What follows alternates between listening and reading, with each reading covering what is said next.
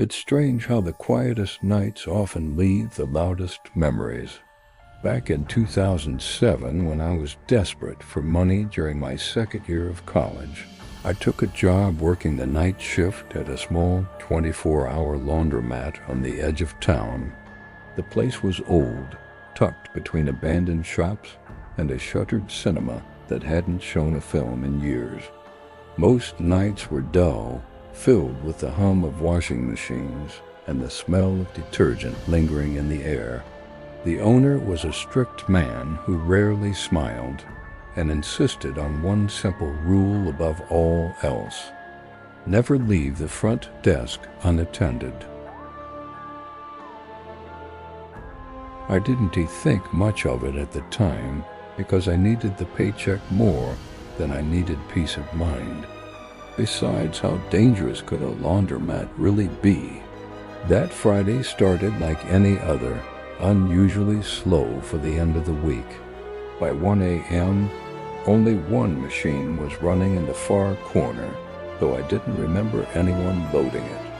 I assumed I must have missed a customer stepping out for fresh air. The steady thumping of wet clothes against the drum echoed louder than usual in the empty building. Around 2 a.m., the front door sensor chimed, making me jump in my seat. A woman stepped inside slowly, her long gray coat brushing against the tiled floor. Her head was slightly tilted downward, so I couldn't see her face clearly under the flickering fluorescent lights. Without looking at me, she walked toward the very machine that had been running alone. I watched as she stood perfectly still in front of it. The machine wasn't spinning anymore, yet she remained there as if waiting for it to finish. After a full minute of silence, she turned her head slightly in my direction, though her face was still hidden in shadow. Then she spoke in a soft voice and asked if I could help her carry her laundry upstairs to her apartment, because the stairs were difficult for her. I hesitated immediately because leaving the desk unattended would break the owner's rule, but she assured me she lived just above the laundromat and that it would only take a moment. Her voice was calm, almost pleading, and something about it made it hard to refuse. Against my better judgment, I agreed. She didn't carry any laundry basket, which I found odd. Instead, she simply gestured toward the back hallway, where a narrow staircase led upward. The hallway light was dim and buzzed faintly, as if struggling to stay alive. A cold draft brushed past me as I followed her, even though the doors and windows were closed. Halfway up the stairs, I realized I couldn't hear her footsteps anymore. I looked up, expecting to see her just ahead of me, but the staircase was empty. The air felt heavy, pressing against my chest, as if the building itself was holding its breath. I called out to her, but my voice sounded swallowed by the darkness above. Suddenly, I heard the laundromat door chime ring downstairs.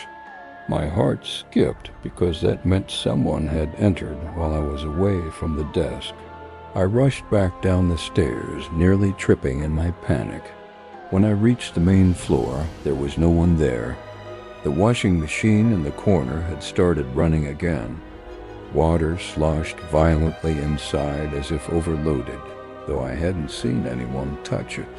I approached cautiously, my reflection shaking in the glass of the machine door. That's when I noticed something that made my stomach twist. The machine wasn't filled with clothes. It was filled with murky, dark water swirling endlessly with nothing inside. The timer display read 0, yet it continued spinning on its own. The humming sound grew louder, almost vibrating through the floor beneath my feet. Then I felt it, a presence standing behind me. I didn't hear footsteps or the door open. I just knew someone was there. Slowly I turned around. The woman stood near the entrance, facing away from me just like before. Her coat looked soaked now, dripping water onto the tiles. A small puddle formed at her feet, spreading toward the drain in the center of the room. I tried to speak, but my throat felt tight and dry. Without turning around, she asked softly, "Did you bring my laundry?" Her voice sounded distorted, like it was echoing from underwater. I could hear the washing machine pounding harder behind me. Every instinct told me to run, but my legs wouldn't move. The lights flickered violently, plunging the room into brief flashes of darkness. In one flicker, she seemed closer to me. In the next, she was standing right beside the machine. I squeezed my eyes shut, hoping it was just exhaustion playing tricks on me. When I opened them, she was gone. The laundromat was silent again. The washing machine had stopped completely. I stumbled back to the front desk and grabbed my phone, considering calling the owner.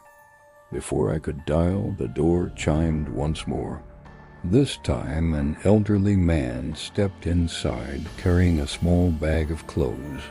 He looked at me strangely and asked why I looked so pale.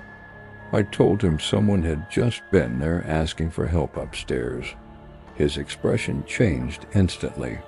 He told me that the woman who used to live above the laundromat had drowned in her bathtub the previous winter. The pipes had burst during a freeze, flooding her apartment overnight. By the time anyone found her, the water had seeped through the ceiling into the laundromat below. I felt a wave of nausea as I remembered the puddle forming beneath her feet. The man pointed toward the corner machine and said that was the exact spot where the water used to drip through. He added that sometimes late at night, the machines start running on their own. After that shift, I never worked another night there again. The owner never believed my story, but he didn't argue when I quit.